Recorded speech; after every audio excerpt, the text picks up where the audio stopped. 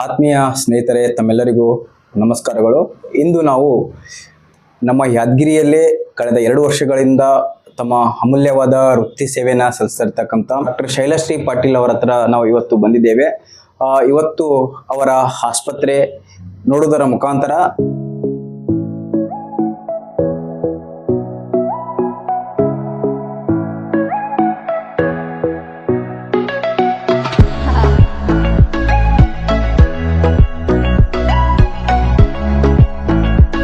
ನಮ್ಮ ಪಂಚಕರ್ಮ ವಿಭಾಗ. ಇಲ್ಲಿ ಎಲ್ಲ ಥರದ ನಾವು ಮಸಾಜ್ ಥೆರಪಿ ಆಗಿರ್ಬೋದು, ಉದ್ವರ್ತನ, ಈ ಥರ ಕೆಲವೊಂದು ಟ್ರೀಟ್ಮೆಂಟ್ ಆಸ್ಪೆಕ್ಟ್ಸ್ ಇದೆ. ಅದನ್ನೆಲ್ಲ ಇಲ್ಲಿ ಇದು ಸ್ಟೀಮ್ ಚೇಂಬರ್, ಅದು ಸ್ಟೀಮ್ ಬಾಕ್ಸು, ಇದು ನಾವೆಲ್ಲ ರೀತಿ ಪಂಚಕರ್ಮ ಚಿಕಿತ್ಸೆ ಮಾಡ್ತೇವೆ. ಸೊ ಇದು OPD ವಿಂಗ್ ನಮ್ಮದು. ಇಲ್ಲೆಲ್ಲ ಹೊರರೋಗಿ ಯಾರ್ಯಾರು ಪೇಷಂಟ್ಸ್ ಬರ್ತಾರೆ ಅವರಿಗೆಲ್ಲ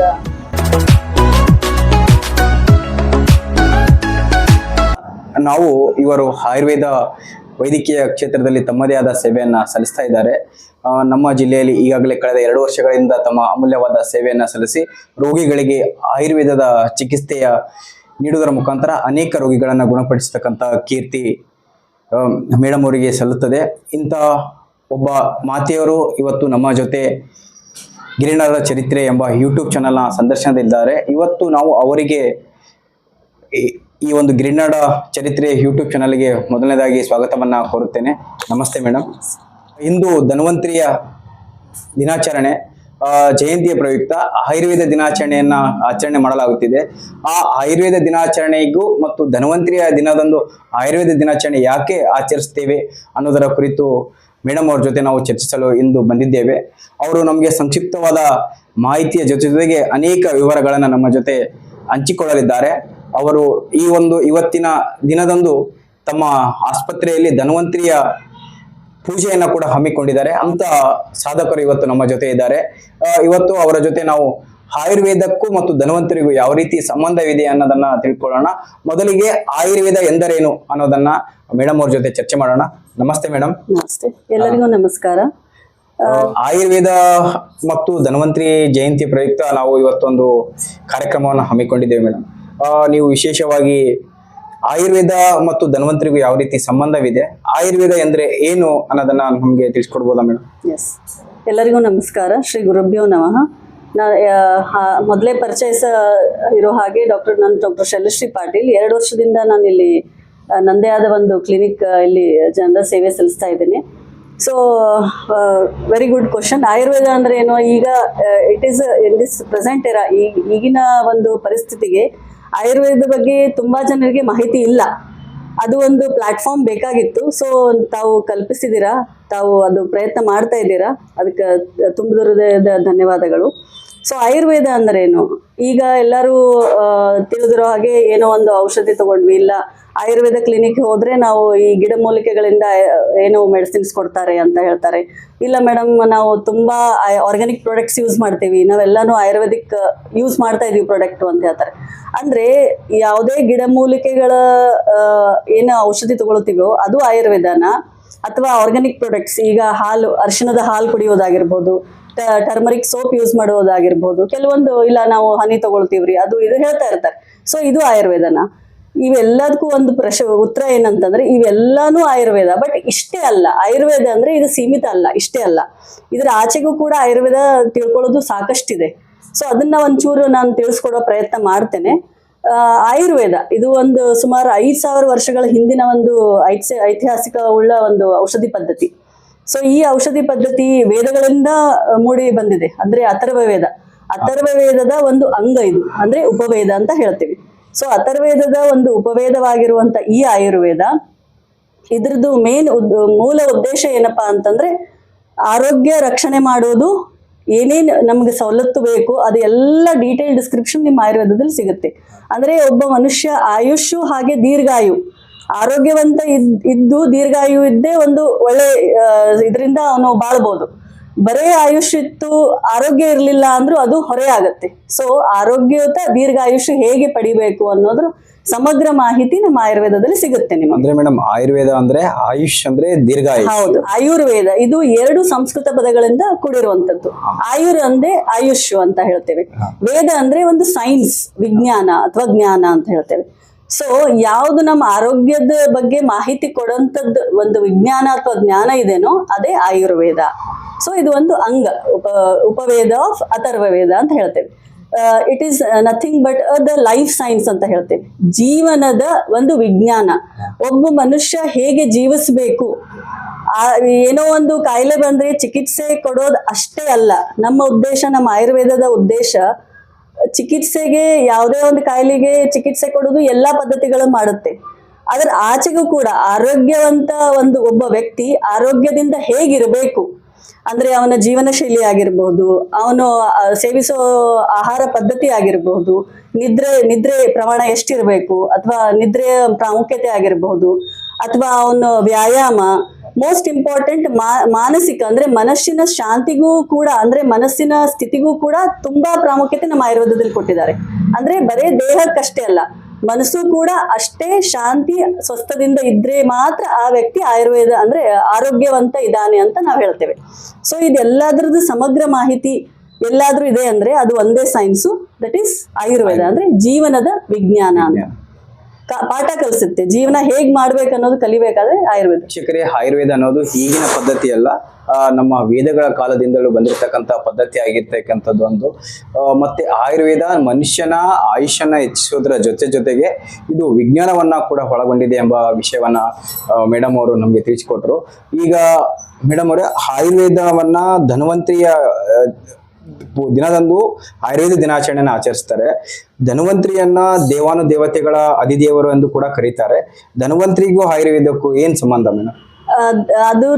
ಅದಕ್ಕಿಂತ ಮುಂಚೆ ಒಂಚೂರು ನಾನು ಸ್ವಲ್ಪ ಪೌರಾಣಿಕ ಕತೆ ಹೇಳ್ತೇನೆ. ಅಂದ್ರೆ ಈ ಮೂಲ ಅವತರಣ ಹೇಗಾಯ್ತು ಅಂತ ಒಂಚೂರು ತಿಳ್ಕೊಳ್ಳೋಣ. ಸೊ ನಮ್ಗೆಲ್ಲ ಗೊತ್ತು ಆಯುರ್ವೇದ ಅಂತಂದ್ರೆ ಇದು ಒಂದು ಸೈನ್ಸು. ಅದು ಹೇಗೆ ಬಂತು ಅನ್ನೋದು ಬಹಳ ಇಂಪಾರ್ಟೆಂಟ್ ಇಲ್ಲಿ. ಸೊ ಏನ್ ಹೇಳ್ತಾರೆ, ಬಹಳಷ್ಟು ಸಂಹಿತೆಗಳಲ್ಲಿ, ಗ್ರಂಥಗಳಲ್ಲಿ ಏನ್ ಉಲ್ಲೇಖ ಇದೆ ಅಂದ್ರೆ ಬ್ರಹ್ಮನಿಂದ ಬಂದಿರುವಂತದ್ದು ವಿಜ್ಞಾನ ಇದು ಅಂತ. ಬ್ರಹ್ಮನೇ ರಚಿಸಿದ್ದು, ಅವನೇ ಒಂದು ಸೃಷ್ಟಿಕರ್ತ. ಅಂದ್ರೆ ಬ್ರಹ್ಮೋ ಸ್ಮೃತ್ವ ಆಯುಷೋ ವೇದ ಆಯುರ್ವೇದ ಅಂತ ಹೇಳ್ತೇವೆ. ಬ್ರಹ್ಮನಿಂದ ಸ್ಮೃತಿಸಿ ಬರೆಯಲ್ಪಟ್ಟು ಅದು ಮತ್ತಿತರಿಗೆ ಹಾಗೆ ಪಾಸ್ ಆನ್ ಆಗಿರುವಂತ ವೇದವೇ ಇದು ಆಯುರ್ವೇದ ಅಂತ. ಸೊ ಈ ಬ್ರಹ್ಮನಿಂದ ಸೃಷ್ಟಿ ಒಳಪಟ್ಟು ಅಲ್ಲಿಂದ ಅದರ ಆಚೆಗೆ ಈ ಒಂದು ಜ್ಞಾನ ದಕ್ಷ ಪ್ರಜಾಪತಿ ಅನ್ನೋ ಒಬ್ರು ತಗೊಳ್ತಾರೆ, ಪ್ರಾಪ್ತಿ ಆಗತ್ತೆ. ದಕ್ಷ ಪ್ರಜಾಪತಿಯಿಂದ ಅಶ್ವಿನಿ ಕುಮಾರರು ಯಾರಪ್ಪ ಅಂತಂದ್ರೆ ನಮ್ಮ ಗ್ರಂಥಗಳಲ್ಲಿ ಉಲ್ಲೇಖ ಇದೆ, ಇದು ದೇವತೆಗಳ ವೈದ್ಯರು ಅಂತ. ಈ ಅಶ್ವಿನಿ ಕುಮಾರರು ದೇವತೆಗಳ ವೈದ್ಯರು, ಅವರಿಗೆ ಪ್ರಾಪ್ತಿ ಆಗತ್ತೆ. ಅಲ್ಲಿಂದ ಅಶ್ವಿನಿ ಕುಮಾರರಿಂದ ಇಂದ್ರನು ಅಂದ್ರೆ ದೇವತೆಗಳ ರಾಜ ಅಂತ ಹೇಳ್ತೇವೆ, ಇಂದ್ರನು ಪ್ರಾಪ್ತಿ ಮಾಡ್ಕೊಳ್ತಾನೆ. ಇಲ್ಲಿ ತನಕ ದೇವ ಪರಂಪರೆ ಅಂತ ಹೇಳ್ತೀವಿ. ಅಂದ್ರೆ ದೇವತೆಗಳಿಗೆ ಸೀಮಿತವಾಗಿರುವಂತ ಈ ಆಯುರ್ವೇದ ಭೂಲೋಕಕ್ಕೆ ಹೇಗೆ ಬಂತು ಅನ್ನೋದು ಒಂದ್ ಸ್ವಲ್ಪ ರೋಚಕ ಕಥೆ ಇದು. ಅದರ ಆಚೆಗೆ ಏನಾಯ್ತು, ಭಾರದ್ವಾಜ ಮುನಿಗಳು ಭೂಮಿಯಲ್ಲಿ ಸಿಕ್ಕಾಪಟ್ಟೆ ಸುಮಾರು ಕಾಯಿಲೆಗಳು, ರೋಗ ರುಜಿನಗಳು, ಅದಕ್ಕೆ ಒಂದು ಕಡೆ ಇದು ಮಾಡ್ಲಿಕ್ಕೆ, ಒಂದು ಕಡಿವಾಣ ಹಾಕ್ಲಿಕ್ಕೆ ಏನ್ ಮಾಡ್ಬೇಕು, ಒಂದು ವೈದ್ಯಕೀಯ ಶಾಸ್ತ್ರ ನಾವು ಸಿದ್ಧಪಡಿಸ್ಬೇಕು ಅನ್ನೋದೊಂದು ಸದುದ್ದೇಶದಿಂದ ಒಂದು ಬಹಳಷ್ಟು ಜನ ಒಂದು ಋಷಿಮುನಿಗಳ ಒಂದು ಅಧ್ಯಕ್ಷತೆಯಲ್ಲಿ, ಭಾರದ್ವಾಜ ಋಷಿಮುನಿಗಳ ಅಧ್ಯಕ್ಷತೆಯಲ್ಲಿ ಒಂದು ಈ ಜ್ಞಾನವನ್ನು ನಾವು ಪ್ರಾಪ್ತಿ ಮಾಡ್ಬೇಕು, ಅಂಥದ್ದೊಂದು ವೈದ್ಯಕೀಯ ವಿಜ್ಞಾನವನ್ನು ನಾವು ಒಂದು ಸಿದ್ಧಪಡಿಸ್ಕೊಳ್ಬೇಕು ಅನ್ನೋದೊಂದು ಬಂತು. ಸೊ ಅವಾಗ ಅವರೆಲ್ಲ ಏನ್ ಮಾಡ್ತಾರೆ ಅಂತಂದ್ರೆ ಇಂದ್ರನಿಂದ ಈ ವೈದ್ಯ ವಿಜ್ಞಾನವನ್ನು ಪ್ರಾಪ್ತಿ ಮಾಡ್ಕೊಳ್ತಾರೆ. ಸೊ ಪ್ರಾಪ್ತಿ ಆಗಿರುವಂತ ಈ ವಿಜ್ಞಾನ ಅದರ ಆಚೆಗೆ ಮನುಲ ಕುಲಕ್ಕೂ ಒಂದು ಹೆಲ್ಪ್ಫುಲ್ ಆಗಿ ಒಂದು ಫ್ರೂಟ್ಫುಲ್ ರಿಸಲ್ಟ್ ಕೊಡ್ತಾ ಬಂತು. ಸೊ ಅದರ ಆದ್ಮೇಲೆ ನಾವ್ ಈಗ ನೋಡ್ತೇವೆ, ಚರಕರು, ಸುಶ್ರುತರು ಅಥವಾ ವಾಗ್ಭಟರು, ಇವರೆಲ್ಲ ಆ ಒಂದು ಬ್ರಹ್ಮನಿಂದ ಪಡಿಸುವಂತ ಈ ವಿಜ್ಞಾನವನ್ನು ರಚನೆಯನ್ನು ತಾವು ಲಿಖಿತ ರೂಪದಲ್ಲಿ ಬರೀಲಿಕ್ಕೆ ಸ್ಟಾರ್ಟ್ ಮಾಡಿದರು. ಒಂದು ಸಂಹಿತೆಯಾಗಿ ಹೊರಬಂದು ಅದೇ ಇವತ್ತಿನ ನಾವು ನಮ್ಮ ಮಕ್ಕಳೆಲ್ಲ BMS ಮಕ್ಕಳು ಓದ್ತಿರುವಂತದ್ದು ನಮ್ಮ ಮೂಲಭೂತ ಆಧಾರ ಸಿದ್ಧಾಂತಗಳಂತ ನಾವು ಹೇಳ್ಬೋದು. ಚರಕ ಸಂಹಿತೆ, ಸುಶ್ರುತ ಸಂಹಿತೆ, ಅಷ್ಟಾಂಗ ಹೃದಯ ಅಂತ. ಸೊ ಇದು ಒಂದು ಪರಂಪರೆ, ಈ ರೀತಿ ಬಂತು ಮೂಲಕಕ್ಕೆ ಆಯುರ್ವೇದ. ಈ ಎಲ್ಲಾ ಚರಕ ಸಂಹಿತೆ ಇವೆಲ್ಲ ಆಯುರ್ವೇದದ ಒಂದು ಪದ್ಧತಿಯ ಒಂದು ಹೌದು, ಆಧಾರ ಸ್ತಂಭ. ಅಂದ್ರೆ ಕ್ಲಾಸಿಕಲ್ ಬುಕ್ಸ್ ಅಂತ ಹೇಳ್ತೀವಿ, ಇದರಿಂದನೇ ನಾವೆಲ್ಲ ಟ್ರೀಟ್ಮೆಂಟ್ ಮಾಡೋದು. ಇವ್ರು ಬರ್ದಿರೋ ಇವ್ರು ಏನ್ ಬರ್ದಿದ್ದಾರೆ ಅದೇ ಹಾದಿಯಲ್ಲಿ ಸುಮಾರಷ್ಟು ಎಲ್ಲ ಬರ್ದಿದ್ದಾರೆ. ಅದ್ರ ಒಂದು 10% ನಾವು ಯೂಸ್ ಮಾಡ್ಕೊಳ್ತಾ ಇಲ್ಲ ಇವಾಗ. ಹಾಗೆ ನೋಡಿದ್ರೆ. ಮೇಡಮ್, ಈಗ ಪೌರಾಣಿಕ ಹಿನ್ನೆಲೆಯಿಂದ ಕೂಡ ನಮ್ಮ ಆಯುರ್ವೇದ ಪದ್ಧತಿ ಇದೆ. ಇದಕ್ಕೆ ಆದಂತ ಒಂದು ಭಾರತೀಯ ಸಂಸ್ಕೃತಿಯಲ್ಲಿಯೂ ಕೂಡ ನಾವು ಆಯುರ್ವೇದವನ್ನು ನಾವು ಬಹಳಷ್ಟು ಗೌರವಿಸುವಂತ ಮತ್ತು ಅದರ ಆ ಪದ್ಧತಿಯಿಂದ ಅನೇಕ ರೋಗ ರುಜಿನಗಳು ಕಾಯಿಲೆಗಳು ಕಮ್ಮಾಗಿರ್ತಕ್ಕಂಥದ್ದು ನಾವು ಇತಿಹಾಸದಲ್ಲಿ ನೋಡುತ್ತಿದ್ದೀವಿ ನೀವು ಹೇಳಿದ ಪ್ರಕಾರ. ಈಗ ಧನ್ವಂತರಿ ಯನ್ನು ಆಯುರ್ವೇದ ದಿನಾಚರಣೆ ಎಂದೇ ಧನ್ವಂತರಿ ಅಧಿದೇವತೆ ಎಂದೇ ಯಾಕೆ ಕರೀತಾರೆ ಮೇಡಮ್? ಸೊ ಇದಕ್ಕೂ ಒಂದು ಪೌರಾಣಿಕ ಕಥೆಗೆ ಹೋಗ್ಬೇಕಾಗತ್ತೆ ನಾವು. ನಿಮ್ಗೆಲ್ಲರಿಗೂ ಗೊತ್ತು ಸಮುದ್ರ ಮಂಥನ, ಕೇಳಿರ್ತೀರಾ? ಕೇಳಿದ್ವಿ. ನಾವು ಸುಮಾರು ಪೌರಾಣಿಕ ಕಥೆಗಳಲ್ಲೆಲ್ಲ ಓದಿರ್ತೀವಿ. ಈ ಸಮುದ್ರ ಮಂಥನ ಅಂದ್ರೆ ಏನು, ಧನತ್ರಯೋದಶಿ. ಅದಕ್ಕಿಂತ ಮುಂಚೆ ನಾ ಧನತ್ರಯೋದಶಿ ಬಗ್ಗೆ ಒಂಚೂರು ಅದ್ರ ಪ್ರಾಶಸ್ತ್ಯತೆ ಪ್ರಾಮುಖ್ಯತೆ ಬಗ್ಗೆ ಹೇಳ್ತೀನಿ. ಧನತ್ರಯೋದಶಿ ಅಥವಾ ಧನ್ವಂತರಿ ಜಯಂತಿ ಯಾವಾಗ ಬರುತ್ತೆ? ಈ ದೀಪಾವಳಿ ಹಬ್ಬದ ಪ್ರಾರಂಭಿಕ ದಿನ. ಇವತ್ತಿಂದ ನಾವು ಸ್ಟಾರ್ಟ್ ಮಾಡ್ತೇವೆ. ಅಂದ್ರೆ ದೀಪಾವಳಿ ದಿನ ಅಂದ್ರೆ ಇವತ್ತು ನೀರು ಎಲ್ಲ ಭಾಗದಲ್ಲಿ ನೀರು ತುಂಬಾ ಹಬ್ಬ ಅಂತ ಹೇಳ್ತಾರೆ. 5 ದಿನ ದೀಪಾವಳಿ ಆಚರಣೆ. ಪ್ರಾರಂಭಿಕ ದಿವಸನೇ ಈ ಧನತ್ರಯೋದಶಿ, ಧನತೇರಸ್ ಅಂತ ನಾರ್ತ್ ಕಡೆ ಆಚರಣೆ ಮಾಡ್ತಾರೆ ಅವರು. ಈ ಧನತ್ರಯೋದಶಿ ಅಂತಂದ್ರೇನು? ಶುಕ್ಲ ಮಾಸದ ಕೃಷ್ಣ ಪಕ್ಷದ ತ್ರಯೋದಶಿ ತಿಥಿ, ಆ ದಿನ ನಾವು ಇವತ್ತಿನ ದಿನ ನಾವು ಧನತ್ರಯೋದಶಿ ಅಂತ ಆಚರಣೆ ಮಾಡ್ತೀವಿ. ಸೊ ಇದು ಯಾಕೆ ಬಂತು? ಇದು ನಮ್ಮ ಆಯುರ್ವೇದ ವೈದ್ಯಕೀಯ ಪದ್ಧತಿ. ನಾವು ಧನ್ವಂತರಿ ದೇವರಿಗೆ ನಾವು ಅಧಿದೇವತೆ ಅಂತ ಯಾಕೆ ಪೂಜಿಸ್ತೀವಿ ಅನ್ನೋದು ಹೇಳ್ಬೇಕಾದ್ರೆ ಒಂದು ಕತೆ ಹೇಳ್ಬೇಕಾಗತ್ತೆ. ದೇವತೆಗಳೇ ತಮ್ಮ ಒಂದು ಶಾಪದಿಂದ ತಮ್ಮ ಶಕ್ತಿಯನ್ನು ಕಳ್ಕೊಳ್ತಾರೆ, ಎಲ್ಲಾ ದೇವತೆಗಳು. ಸೊ ಆಗ ಅವರಿಗೆ ದೈತ್ಯರೆಲ್ಲ ಒಂದು ಸ್ವರ್ಗದ ಮೇಲೆ ಆಕ್ರಮಣ ಮಾಡ್ತಾರೆ. ಅವರೆಲ್ಲ ಹೋಗಿ ವಿಷ್ಣು ದೇವರಿಗೆ ಮೊರೆ ಹೋಗ್ತಾರೆ, ಸಹಾಯ ಮಾಡ್ರಿ ಅಂತ. ಆಗ ವಿಷ್ಣು ದೇವರು ಒಂದು ಸಲಹೆ ನೀಡ್ತಾನೆ, ನೀವು ದೈತ್ಯರ ಜೊತೆಗೂಡಿ ಸಮುದ್ರ ಮಂಥನ ಮಾಡಬೇಕು. ಅಲ್ಲಿ ನಿಮಗ ಒಂದು ಅಮೃತ ಕಲಶ ಇದು ಸಿಗುತ್ತೆ, ಅಮೃತ ಸಿಗುತ್ತೆ. ಆ ಅಮೃತ ಕುಡಿದು ನೀವು ಮತ್ತೆ ನಿಮ್ಮ ಶಕ್ತಿಯನ್ನು ಹಿಂಪಡಿಬಹುದು ಅನ್ನೋದೊಂದು ಮಾಹಿತಿ ಸಿಗುತ್ತೆ ಅಲ್ಲಿ ನಾವು ಪೌರಾಣಿಕ ಗ್ರಂಥಗಳಲ್ಲಿ ನೋಡಿದ್ರೆ. ಸೊ ಅದೇ ತರ ಇವರು ದೈತ್ಯರು ದೇವತೆಗಳು ದೈತ್ಯರ ಜೊತೆಗೂಡಿ ಸಮುದ್ರ ಮಂಥನ ಅಂದ್ರೆ ಕ್ಷೀರಸಾರ ತೀರಕ್ಕೆ ಬಂದು ಸಮುದ್ರ ಮಂಥನ ನಡೆಯುತ್ತೆ, ಶುರು ಆಗತ್ತೆ.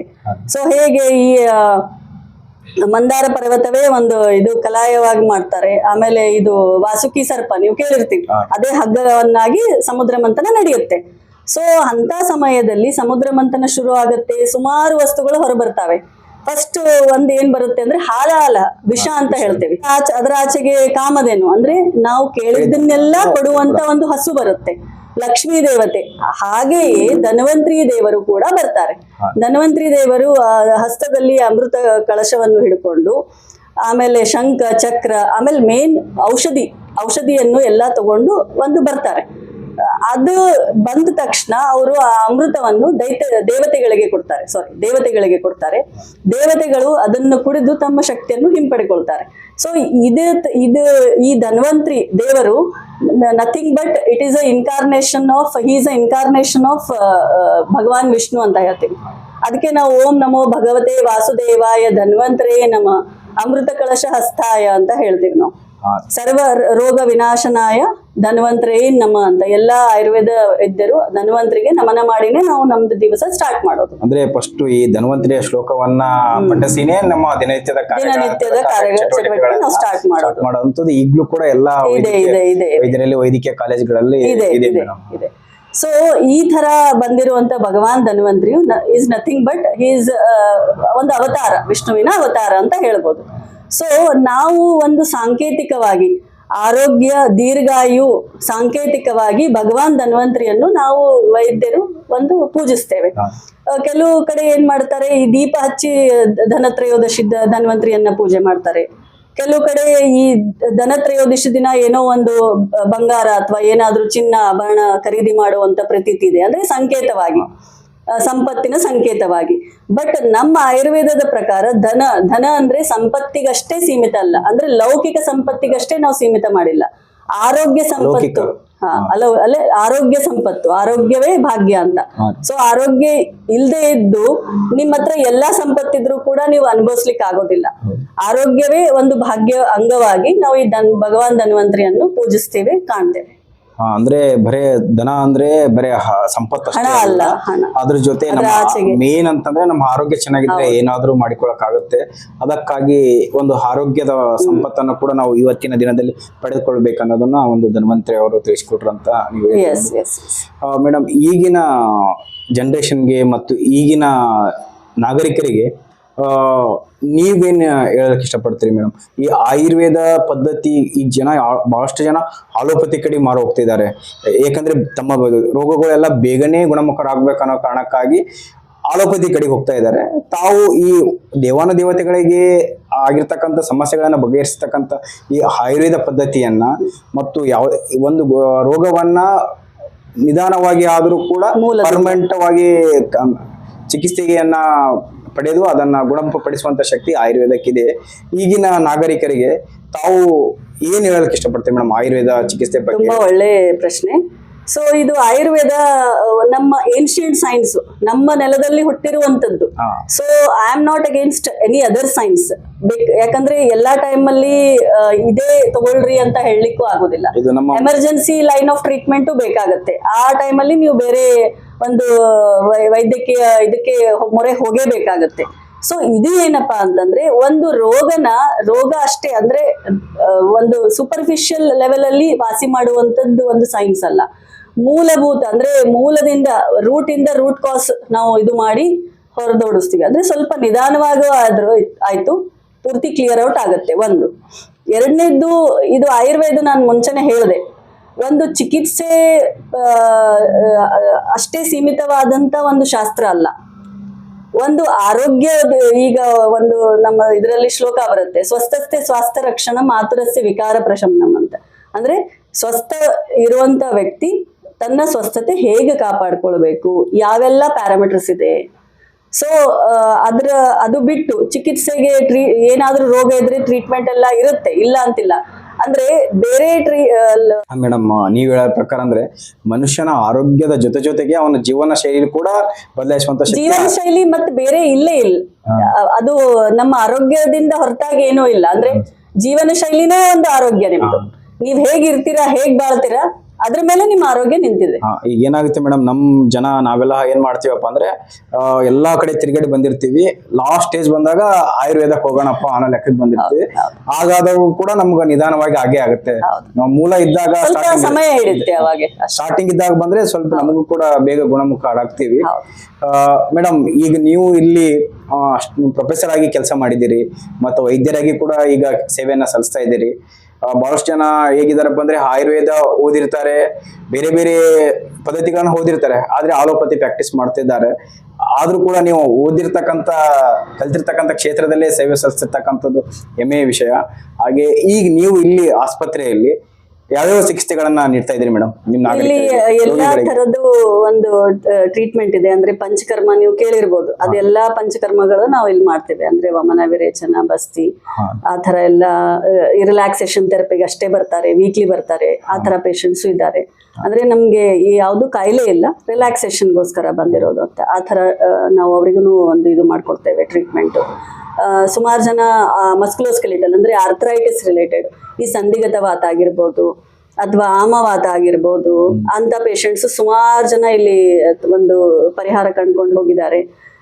ಇಲ್ಲ ನಾವು ಪ್ರತಿ ತಿಂಗಳು ಸ್ವರ್ಣಬಿಂದು ಅಂತ ಹಾಕ್ತೇವೆ. ಪುಷ್ಯ ನಕ್ಷತ್ರ ದಿವಸ ಮಕ್ಕಳಿಗೆ ಒಂದು ಸ್ಮರಣ ಶಕ್ತಿ ಇರೋದಿಲ್ಲ, ಅಥವಾ ಓದಿದ ನೆನಪಿರೋದಿಲ್ಲ, ಅಥವಾ ಹೈಪರ್ ಆಕ್ಟಿವಿಟಿ ಅಂದ್ರೆ ಮಗು ಕೂತಲ್ಲೇ ಕೂಡೋದಿಲ್ಲ, ಮಾತು ಕೇಳೋದಿಲ್ಲ, ಅದು ಸರಿಯಾಗಿ ಊಟ ಮಾಡೋದಿಲ್ಲ, ಇವೆಲ್ಲ ಹೇಳ್ತಾರೆ. ಅದಕ್ಕೂ ಎಲ್ಲ ಪರಿಹಾರ ಇದೆ ನಮ್ಮ ಹತ್ರ. ಅದಕ್ಕೆಲ್ಲ ಸ್ವರ್ಣಬಿಂದು ಹಾಕ್ತಿವಿ. ಟ್ರೀಟ್ಮೆಂಟ್ ರಿಸಲ್ಟು ಬಂದಿದೆ. ಸುಮಾರು ಜನ ಪೇರೆಂಟ್ಸಿಗೆ ನಾವು ಇಂಟ್ರೋಗೇಟ್ ಮಾಡಿದಾಗ they have given A very good feedback. ಅದು ಇದೆ. ಸೊ ಈ ಒಟ್ಟಾರೆ ನಾನು ಹೇಳೋದು ಸಲಹೆ ನಮ್ಮ ವೀಕ್ಷಕರಿಗೆ ಅಂತಂದ್ರೆ ಒಂದೇ, ಈ ಯಾವುದೇ ಒಂದು ನೀವು ಆರೋಗ್ಯದಿಂದ ಇರ್ಬೇಕಂದ್ರೆ ಫಸ್ಟ್ ನಿಮ್ ಜೀವನ ಶೈಲಿ, you have to introspect yourself. ನಾವು ಅವಲೋಕನ ಮಾಡ್ಕೊಳ್ಬೇಕು. ನನ್ನ ಜೀವನ ಶೈಲಿ ಅಂದ್ರೆ ಯಾವಾಗೋ ಹೇಳೋದು, early to bed early to rise ಅಂತ ಕೇಳಿರ್ತೀವಿ. ಸಣ್ಣವ್ರ ಮಕ್ಕಳಿದ್ದಾಗಿಂದ ಕೇಳ್ತಾ ಬಂದಿರ್ತೀವಿ. ಬಟ್ ನಾವು ಪಾಲಿಸ್ತೀವಾ? ಇಲ್ಲ. ನಾವೇನ್ ಮಾಡ್ತೀವಿ, ನಮ್ಮ ಮಕ್ಕಳು ಅದೇ ಮಾಡ್ತಾರೆ. ನಾನು doctor Shailashree Patil, associate professor ಆಗಿ ನಾನು ಕಾರ್ಯನಿರ್ವಹಿಸ್ತಾ ಇದ್ದೇನೆ. ಸೊ ನಂದು ಕ್ಲಿನಿಕ್ ಬಂದ್ಬಿಟ್ಟು ಇಲ್ಲಿ ವಣಕೇರಿ ಲೇಔಟ್, ಅಂದರೆ ಈ ಬಾಲಾಜಿ ಗುಡಿ ಪಕ್ಕದಲ್ಲಿ ಬರುತ್ತೆ. ಅಂದರೆ ಈ ತರಕಾರಿ ಮಾರ್ಕೆಟ್ ಇದೆಲ್ಲ, ಅದ್ರ just front. All kind of panchakarma treatments we have here. So ಯಾರಿಗಾದರೂ ಅವಶ್ಯಕತೆ ಇದ್ದರೆ, ಏನಾದರೂ ಇದ್ದರೆ ನಂದು ಫೋನ್ ನಂಬರ್ ಇರುತ್ತೆ, ನೀವು ನನಗೆ ಸಂಪರ್ಕಿಸ್ಬೋದು. ಅದೇ ಥರ ಎಲ್ಲ ರೋಗಕ್ಕೂ ಇಲ್ಲಿ ಟ್ರೀಟ್ಮೆಂಟ್ ಇದೆ. ಅದು ಅಲ್ಲದೆ ನಿಮ್ಗೆ ಏನಾದರೂ ಆರೋಗ್ಯದ ಸಲಹೆ ಬೇಕಂದ್ರೂ ಉಚಿತವಾಗಿ ನಾವು ಸಲಹೆ ಕೊಡಲಿಕ್ಕೆ ಇದು ಮಾಡ್ತೇವೆ. ಅದು ಬಿಟ್ಟು ಈ ಸ್ವರ್ಣಬಿಂದು ಎವ್ರಿ ಮಂತ್ ಪುಷ್ಯ ನಕ್ಷತ್ರ, ಈಗ ನಿನ್ನೆನೇ ಆಯಿತು. ಸೊ ಆ ಪುರುಷ ನಕ್ಷತ್ರ ದಿವಸನೂ ನಾವು ಮೊನ್ನೆ 2 ದಿವಸ ಹಿಂದೆ ಇತ್ತು. ಸೊ ಆ ನಕ್ಷತ್ರ ದಿವಸ ನಿಮ್ದು ಒಂದು ಹುಟ್ಟಿನಿಂದ 16 ವರ್ಷ ಮಗುವಿನ ತನಕ ನಾವು ಸ್ವರ್ಣಬಿಂದು ಪ್ರಾಶನ ಮಾಡ್ತೇವೆ. ಅದರಿಂದ ಏನೇನು ಲಾಭಗಳಿದೆ ಎಲ್ಲ ನಿಮ್ಗೆ ಬಂದು ಪರ್ಸ್ನಲಿ ಭೇಟಿ ಆದರೆ ನಾನು ಹೇಳ್ಬೋದು. ಸೊ ಇದಿಷ್ಟು ನಮ್ಮದು ಕ್ಲಿನಿಕ್ದು ಡಿಸ್ಕ್ರಿಪ್ಷನ್. Thank you. ವಿಷಯಗಳನ್ನ ನಾವು ನಿಮ್ಮ ಮುಂದೆ ತರ್ತಾ ಇರ್ತೇವೆ. ನಿಮ್ಮ ಈ ಸಹಕಾರ, ಪ್ರೀತಿ, ವಿಶ್ವಾಸ ನಮ್ಮ ಜೊತೆ ಹೀಗೆ ಇರಲಿ ಎಂದು ನಾನು ವಿನಂತಿ ಮಾಡಿಕೊಳ್ಳುತ್ತಾ ತಮ್ಮೆಲ್ಲರಿಗೂ ನೋಡುಗರಿಗೆ ಮತ್ತೊಮ್ಮೆ ನಮಸ್ಕಾರಗಳನ್ನು ತಿಳಿಸುತ್ತೇನೆ. ಧನ್ಯವಾದಗಳು.